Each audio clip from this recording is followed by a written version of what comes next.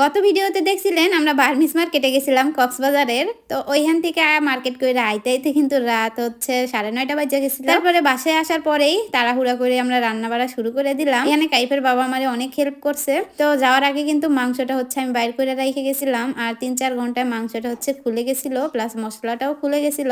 শুধু নিজেদের জন্য রান্না করলে এত তাড়াহুড়া করার দরকার পড়ে না, যেহেতু আপুকে রেখে দিছিলাম। তো আপু রাত্রে ছিল আমাদের বাসায়, যার কারণে একটু তাড়াহুড়া করতেছি। মাংস ম্যারিনেট করে রেখে এইখানে আমি হচ্ছে 4টা ডিম সেদ্ধ দিছি, ডিম ভুনা করব এই জন্য। আর আরেক পাশের চুলায় কিন্তু বেগুন ভাজা শুরু করে দিছি। আর কাইফের বাবা আমার চাইতে বেশি ফাস্ট, সে রান্না করতে গেলে খুবই তাড়াতাড়ি হয়ে যায়। তো এদিকে হচ্ছে মাংসটা হচ্ছে চুলায় দিয়ে দিছি, কারণ ডিমটা সিদ্ধ হয়ে গেছে। ডিম সিদ্ধ হওয়ার পরে ওদিকে কাইফের বাবা হচ্ছে ডিমগুলাই ভেজে নিতেছে, আর এদিকে আমি পোলাও চাল ভিজিয়ে রাখলাম।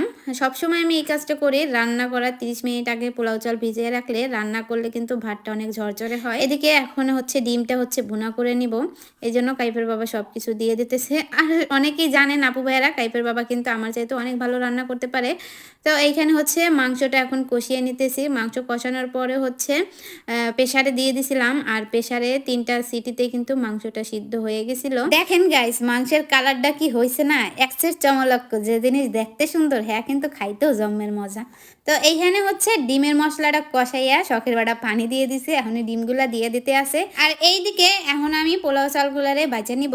আগেই বলছিলাম যে পোলাও চাল কিন্তু ভিজাইয়া তারপর হচ্ছে সেকতে রাইখে দিছিলাম। তো চালটা ভাজার পরেই কিন্তু আমি আরেক পাশের চুলায় ডিমটা নামানোর পরে হচ্ছে দুধ হচ্ছে জাল দিয়ে নিছিলাম, কারণ একটু লাচ্চা ভিজাবো, এই জন্য দুধ জাল করে নিছিলাম। এদিকে আমি পোলাওটা হচ্ছে ভাজার পরে পানি দিয়ে দিছিলাম। এই যে আমার দেখেন মাংসের কালারটা হয়েছে কি, মাশাল্লাহ মাশাল্লাহ, খুবই লোভনীয় হয়েছে এবং সুস্বাদু হয়েছিল। আর এদিকে দেখেন কাইফের বাবা হচ্ছে সালাদ তৈরি করছে, আর এদিকে আমাদের ডিম ভুনা রেডি।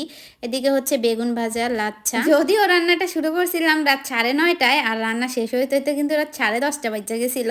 1 ঘন্টার ভিতরে এইটুকু করতে পারছি, এটাই আলহামদুলিল্লাহ। কারণ তাও সম্ভব হয়েছে কাইফের বাবার জন্য 1 ঘন্টার ভিতরে, কারণ ওই যে বললাম কাইফের বাবার রান্না কিন্তু ফার্স্ট, আর সে না থাকলে কিন্তু আমার আরো লেট হয়ে যাইতো। তো চলেন এবার দেখাই মার্কেট থেকে কি কি নিয়ে আইছিলাম। এই যে সেই ব্যাগটা, এই ব্যাগটার প্রতি আমি ক্রাশ খেয়ে গেছিলাম। এই ব্যাগটা কিন্তু সামনাসামনি দেখতে আরো অনেক সুন্দর। এটা হচ্ছে রাফ ইউজ করার জন্য নিয়ে আইছি, আর এই ব্যাগের কিন্তু অনেকগুলো পার্ট আছে, যেটা হচ্ছে একটু বেশি সুন্দর। তারপরে হচ্ছে এখানে আচার নিয়ে আসছি, আর এই আচারটা আমার কাছে কিন্তু খুবই ভালো লাগে।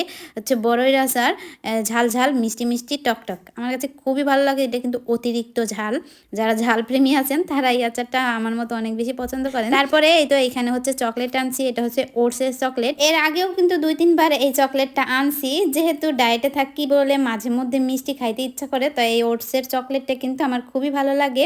এটা হচ্ছে একদমই লো ফ্যাট চকলেট, বেশিও মিষ্টি না, আবার মানে মোটামুটি আর কি। তারপর হচ্ছে এখানে আনছি আচার, এটা হচ্ছে নাগামরিচের আচার, আর এটা হচ্ছে তেঁতুলের আচার। তো বার্নিস মার্কেট থেকে এগুলোই নিয়ে আসছিলাম। দেখাবেন নেক্সট ভিডিওতে। আল্লাহ হাফেজ।